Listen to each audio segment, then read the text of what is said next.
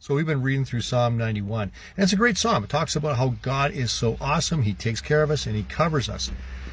But here's the thing. What happens when disease does happen? What happens when you are harmed by something, when you do suffer a loss? This psalm doesn't guarantee that those things won't happen. They will happen. So what happens when it happens?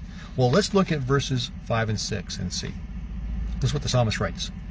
Do not be afraid of the terrors of the night, nor the arrow that flies in the day.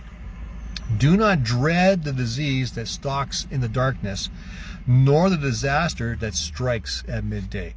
In other words, the psalmist is saying these things do happen, but don't be terrorized by these things. Don't dread these things. Yes, they're going to happen, but here's the thing. God is more than enough when it does happen. When bad things come into our life, God's more than enough. Jesus is more than enough. He will get you through it.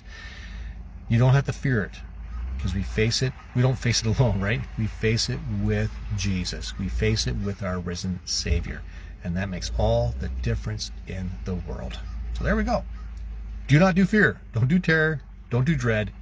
Trust God.